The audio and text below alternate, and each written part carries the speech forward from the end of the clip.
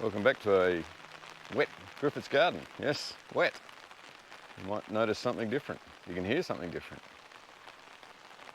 You might even see something a little different. The gardening gods have answered. We've finally got some rain over the last couple of days. Well, it probably started late yesterday afternoon, to be honest. We've had about an inch today, which is about 25 mils, and all up we've headed towards 33 millimetres of rain, which is about inch and a quarter, thereabouts. We can already tell how much greener things are. It's amazing what rain does. Rain is the best tonic, right? While we're here, just have a quick gander. Look at the flowers in the zucchinis. But we'll leave that for later on. You can see the potatoes are absolutely booming with their flowers. The spinach is still a fail. Anyway, let the rain continue. It's supposed to rain all day.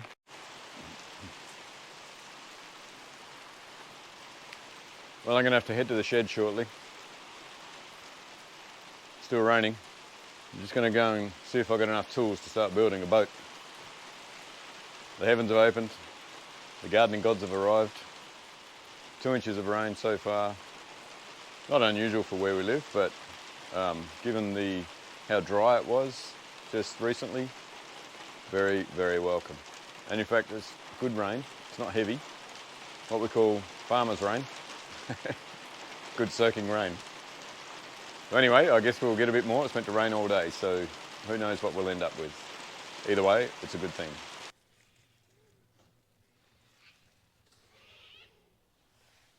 G'day. Welcome back to Griffith's garden. Check these things out. Welcome back to part 5 of growing juicy tomatoes in Australia. Have a look at this.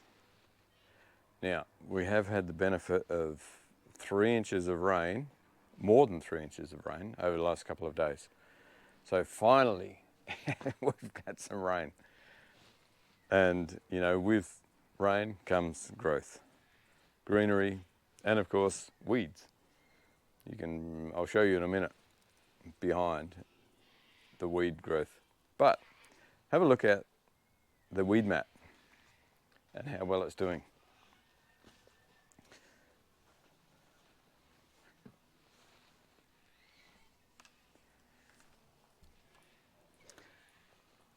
Have a look down between. Now I have weeded them once, but look over here and weeds are just going berserk, right?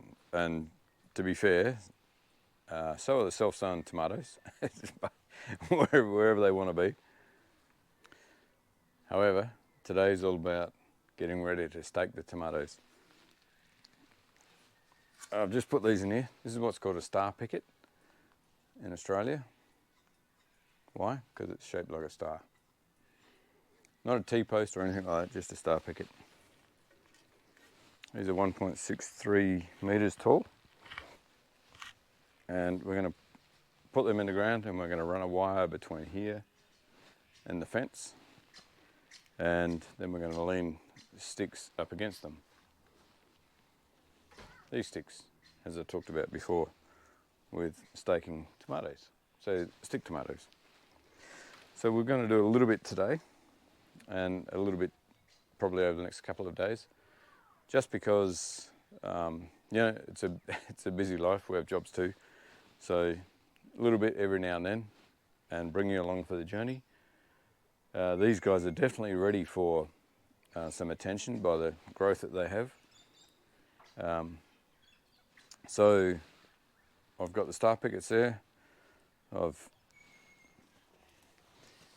gone out and bought a little bit embarrassing to be honest, but I bought one of these things to knock the posts in as opposed to a sledgehammer. I'm a little bit old school, should be a sledgehammer. Either way, it's going to be very noisy, but they're going to go in the ground perhaps a little bit easier, especially when it's tall. I will need to do some weeding in here when it dries out a little bit. But have a look at the growth on these things. So I'm going to go ahead and put the posts in on each end, star pickets. I've already got a couple of clips on the fence there. A little bit cheeky, but it makes it easier to run the wire from there to here. Jack them up, tie up a couple of sticks, and then put a stake on every plant. So that's what's going to happen from here on in. So I guess I'll probably put you on a bit of a time lapse and we'll go from there.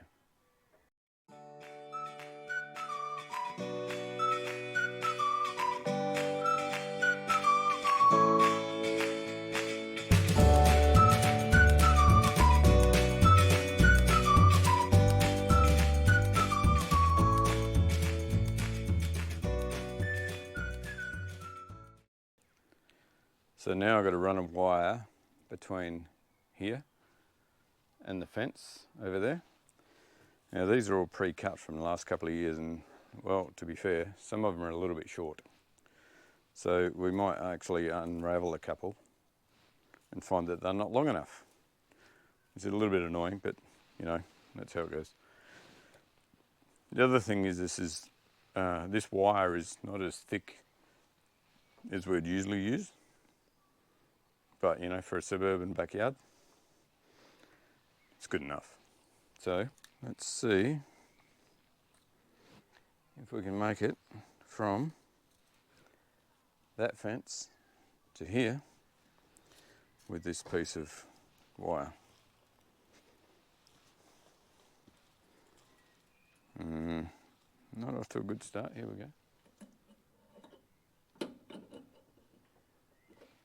That'll do for the moment. Attach it in there and see if we can stretch it. Oh, it might make it. Okay, it's going to make it. It is going to make it. So what we want to do here, or what I do at least, is just tie it off on this end.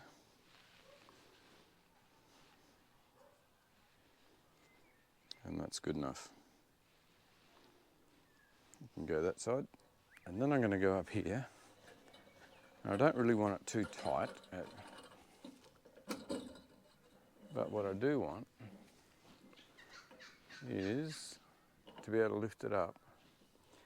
So I'm going to probably leave it a little bit loose like that, and that'll do.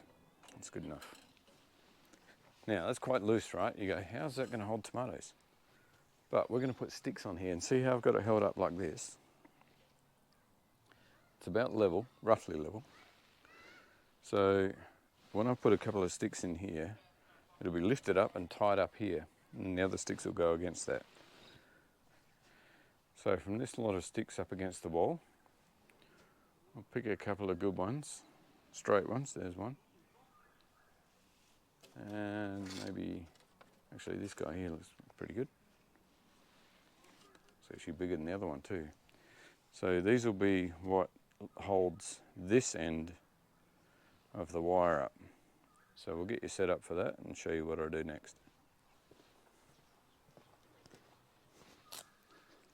So, here I am. Don't laugh. Gloves and Aussie. It's probably not what you read in the brochure, but but I'll tell you why. There's a good reason for this. One, these things make more money on a keyboard than what they do in the garden. So it's important to be able to do that. But the second reason is these things are quite often full of splinters. And going back to my first point, these things make more money in a keyboard than what they do in the garden. So sadly, it's a consequence of, I guess it's a first world problem. Now, let's get back to the task at hand, shall we? What we want to do is, you can see me crossing these sticks over like this. Now, I think I'm going to have to put them through the weed mat. Typically, they would go fairly close to the base of each tomato plant.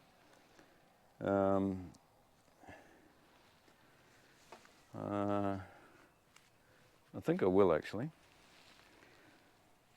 But you also want them so that they have a reasonable width at the bottom. Why? Because that gives them stability. If you have them too close at the bottom, then you don't get as much stability. And so in windy conditions, you just lose the entire row. So what I might actually do is, this is the thinner of the two. Oops, kill that one in the process. And that's just a consequence of what tomato stakes you get. But I think I'm going to put this guy in. And I'll show you where I'm going to put it. Actually, I'm going to put it on this side. And there's a reason for that. And I'll bring you here in a second. So I'm going to put that guy there, and the other one just on this side. So I'm going to push him in there. This is the reason why the gloves are on. All right, nice and sturdy. Now this one has to go in line with the first one. So they pretty much, well, they do, they want to touch. And the reason for that is because you want to tie it together. And your wire comes up here. And these two form the fulcrum, if you like, of the wire, and they provide the tension to what is normally, well, what is at the moment, a very, very loose wire. Now I can tighten that just by undoing either end, but the higher you go, the tighter it gets, right?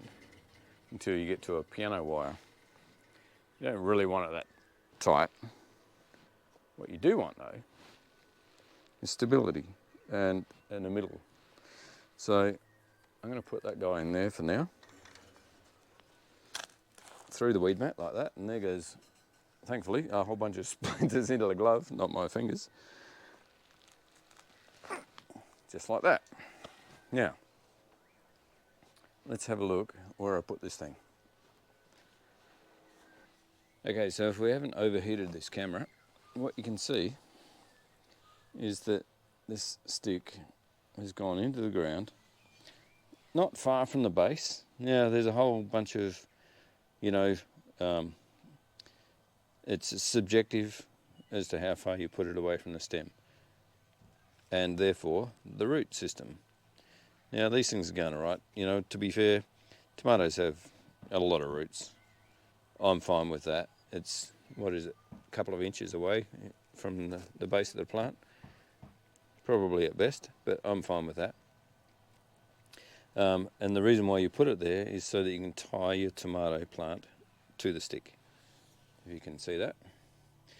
The reason why I said I wanted to put it on this side of the stem is because the flowers, the first lot of flowers, are on the other side.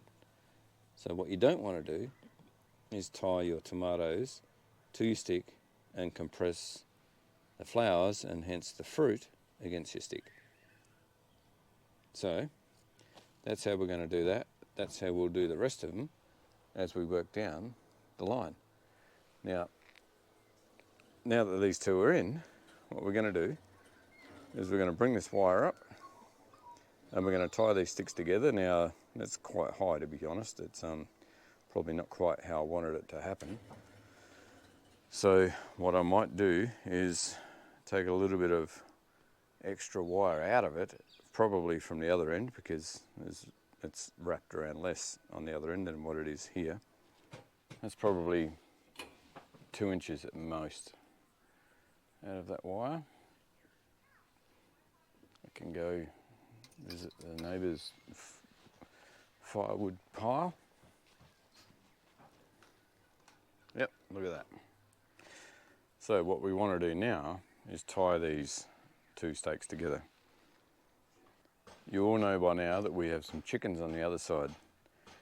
Another benefit of having chickens for your garden, which is what's going to get in here and clean up the weeds, by the way, at the end, it's for their benefit, is string. This comes from the straw bales that we chuck in their pen. This is all you need to work with your tomatoes. You tie your posts together, you tie your tomatoes to the posts as they grow, it's a win-win, right? As long as you tidy it up out of your garden, right? You put it in a bin so you don't leave it in your garden as something that's going to take forever to rot down, if at all. You get a benefit out of this. So chickens win, garden wins, you win. So just chopping a good length, to be fair, because you want to get around the post. That'll do. Hopefully that's long enough, actually. So what I'm doing here is just going under the wire, but I want to pull it up like that. And this is a full strand of this, well, it's not string, it's more like a plasticky thing. Because this is the one that's going to hold the weight of that wire and provide the tension in that wire to keep the entire length of this row in place. Now, there we go. It can move a little bit, as you can hear, but by the time you get everything else on there, it settles down.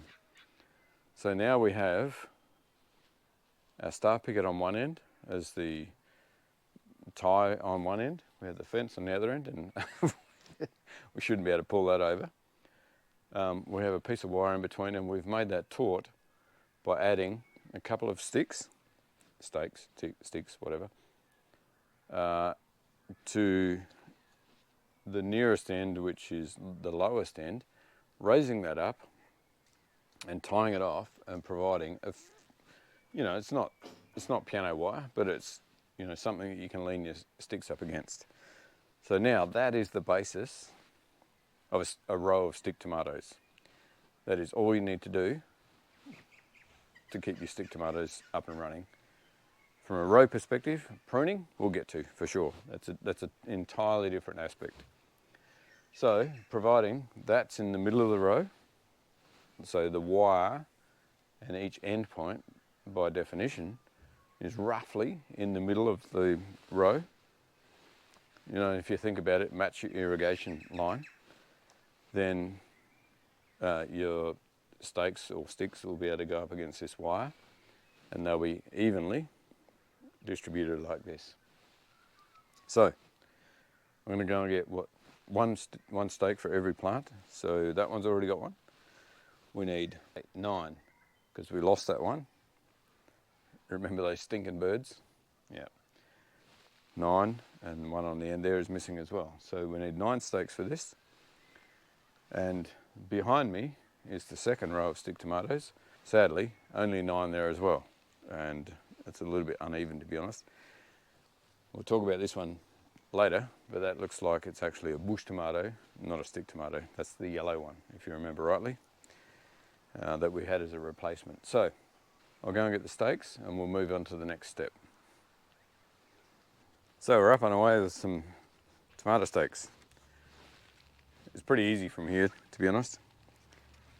You saw what I did there about placing the stake away from the roots as you can, but also close enough to the stem so that you can tie that to the stick. Now, also positioning it away from, or the opposite side of the fruit. So have a look at where the base of the plant is. And here we can see on this particular one, you might struggle to see, but it's kind of leaning over that way. So to be honest, I probably want to put the stick on this side. And I can already tell, I can hear myself saying stick and stake, same thing, right? One's not meat, it's a stick or a stake. Don't get too concerned if I call them different things. You stake your tomatoes with a stick, or you put a stake in it.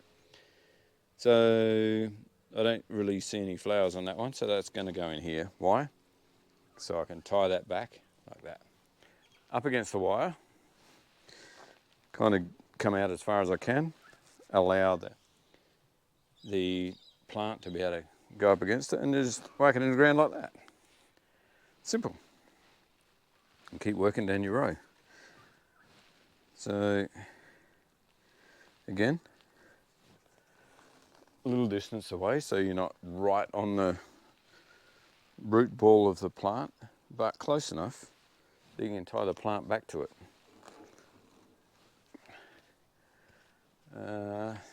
1, 2, 3. One more on this side. Now let's not get too worried about pruning just yet. Let's go this side this time as a different assessment because I want to tie it to that side. Good.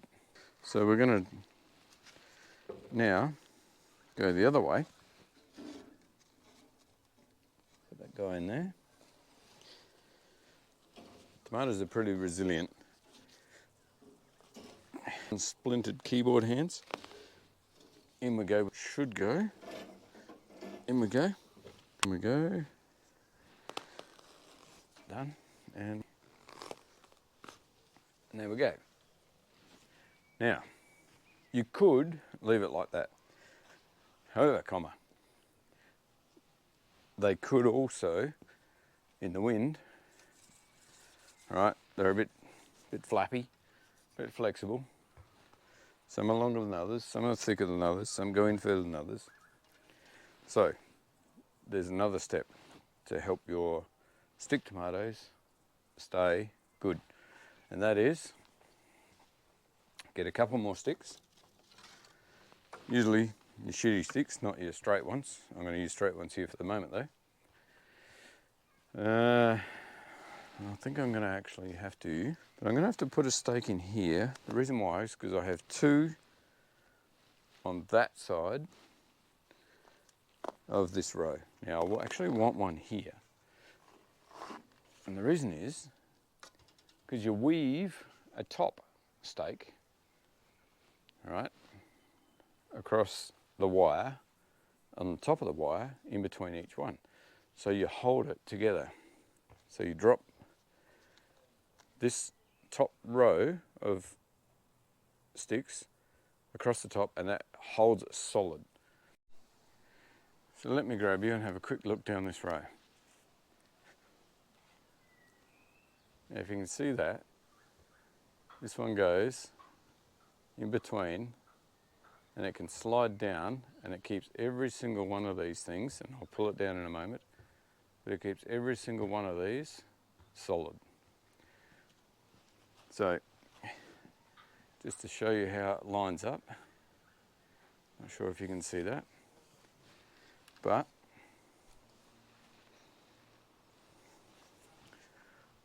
we'll keep going here, and what we do is we just pull this down like this, just tap it down. Now have a look how robust this becomes, much more robust this becomes, as opposed to flopping around like it was before. Now sure, it still goes backwards and forwards, but these things move uniformly, right, with each other. Now I just need one more stick, and that's to finish this off up this end. The first 2 here are already tied off, so all I need to do is put this down there, like that. And that is as solid as a rock. It's not going to go anywhere. Yes, it still moves, of course, but the whole thing moves together, so stability-wise, perfect. So that is a row of stick tomatoes. Prune these up until they get as high as your sticks allow, and if you have a couple that are either too short or, you know, for whatever reason you can't get them as far as you want them to go, you continue this one up and you can run it along the top, and that's how you can get, you know, 5 foot, 6 foot tomatoes, 8 foot, 10 foot tomatoes. Just keep them going. As long as you can keep your tomatoes healthy, then it's a win. So that's probably it for today.